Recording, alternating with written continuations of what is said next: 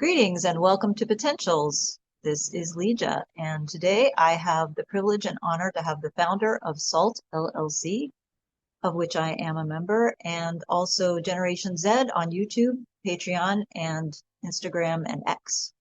Without further ado, I introduce Dave Rossi. How Thank are you you? so much. I'm great, Linda. Thank you so much for having me. I appreciate you wanting to have me on, and it's been a little while that we've been planning this, and we finally got around to it. So I'm very excited to be here. Thank you. Yes, I'm very excited to have you here. So this is awesome. Um, I just wanted to ask you a few little questions and answer how you can or how you would like to. What is SALT and what would you like to accomplish with it? Sure. So SALT, for those that don't know, stands for Strategic Analysis and Assessment of Longitudinal Technologies, and the objective with that company is to try and give a community-oriented approach to trying to bring out a lot of this suppressed technology and knowledge, whether it has to do with transportation, so propulsion, communication, applications in the medical field. And so right now we are trying to first attain an understanding of what exactly these types of technologies and these concepts entail, and then from there see if we can either build, use resources, network, and essentially bring a lot of what's being discussed to fruition, whether it's being something that is assembled at someone's home or anything of the sort. Someone is looking to open up a laboratory or something to develop some of these concepts in more of a practical R&D approach to put into a prototype mode, and so on and so forth. And so that's essentially what that company is dedicated towards doing, and trying to usher in more of a transparent approach and bring a lot of this, or at least some of it, out from the hands of the military industrial complex. Yes, thank you. And I want to say I really appreciate that, just, on behalf of a lot of other people as well. But I personally have found you extremely inspiring. Um, and if it weren't for you, I wouldn't be even doing this right now. I I wouldn't be doing appreciate this that. podcast. Thank you. So I appreciate that. It humbles me very much, and I appreciate that so much. It's very humbling to see that I've inspired anybody else, let alone myself, to be honest. So I appreciate that very extensively.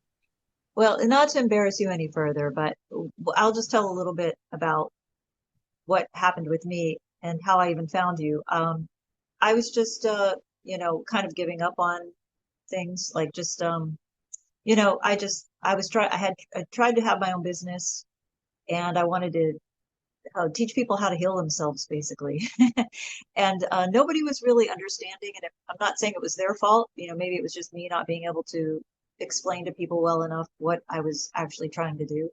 But at the same rate, I just felt like people weren't getting it, and maybe they just weren't ready for it yet or whatever. So I just sort of lost like hope in a way, for a lot of things. And then I watched your interview with Linda Moulton Howe, and then I saw a few other episodes that you had done as Gen Z, and I just loved the way that you had some hope in your voice, and it just made me feel kind of inspired to, try a little bit more with what I was doing. And I wanted to know how I could heal people and what I could use to do it, even technology wise, even if I couldn't show them how to do it with energy, which is what I was trying to do. So whenever you started having these calls where we could talk to you and figure things out, and you kind of, showed us a few things, just, not nothing like that we couldn't have figured out, but you just sort of helped us along, you know, and I really appreciate that because I don't know. I don't know what I'd be doing right now, to be honest. I really don't. So thank you Well, again. again, thank you. Again, it's I just reciprocate that same energy because I'm very humbled and very appreciative, and to a large degree speechless. So that's why I don't know what else to say other than thank you a million times over. So it's great. I love the conversations that we do have on the member side of things, and I think it's only getting better and better for those that do attend, and those that attend will know that. So yeah. Right. Exactly. Well, I had a few other questions here.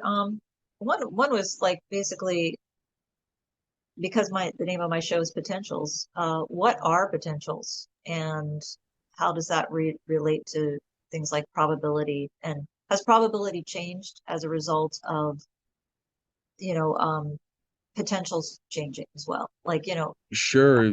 how are they related? And also, are things more probable now in a positive direction because of things that have happened recently? I think we're first off, before getting to the potentials thing, I think that what we're seeing is the answer to that. Those two questions are sort of ingrained in the same sort of fundamental concept because the potential for things to get better has arisen in the last handful of years, and I think that we're seeing a lot of that being broken through this old wall that's been up for quite a long time.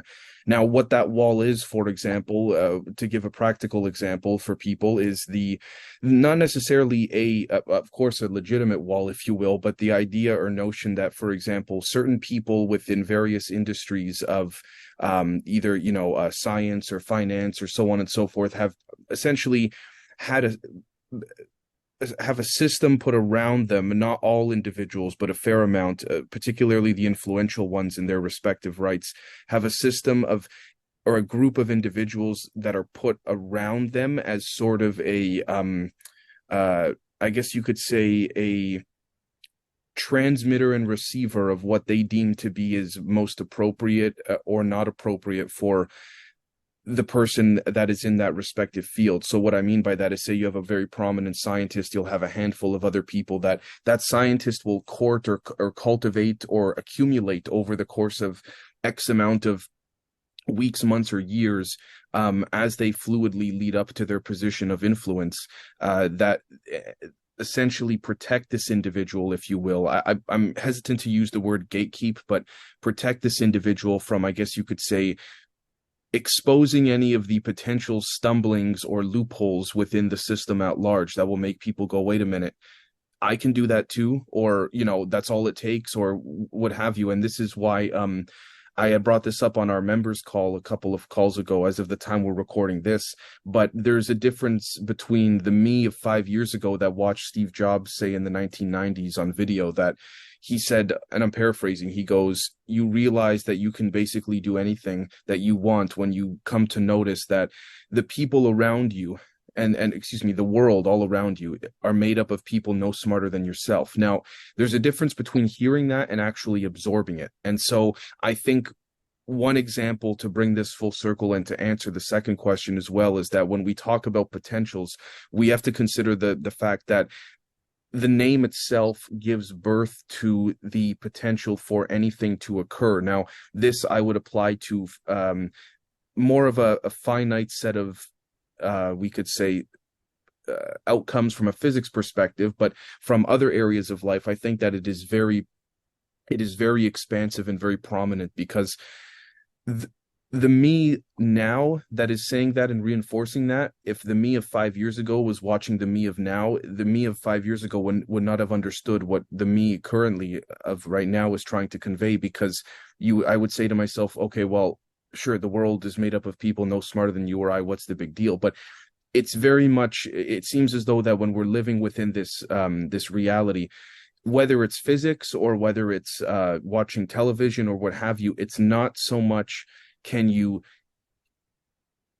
understand what's being said, but can you feel what's being said? And I think that is a translational difference that allows people to wake up quite prominently. And I think that by bringing this full circle, this answer to both your questions, I think that we're seeing now the way that people go, hold on, I've been working a certain job for X amount of years of my life, and I've now just realized that I can do this or I can do that. I think from that perspective, the definition of a potential in a person is equivalent to the same way a potential in a particle could be explained very similarly. And I think that the same way that somebody sees, for example, oh, hold on, I can now do, or I just realized now I can do this with my life or do that with my life and so on. You can notice the same way that a particle will behave when you put a voltage or a potential to it.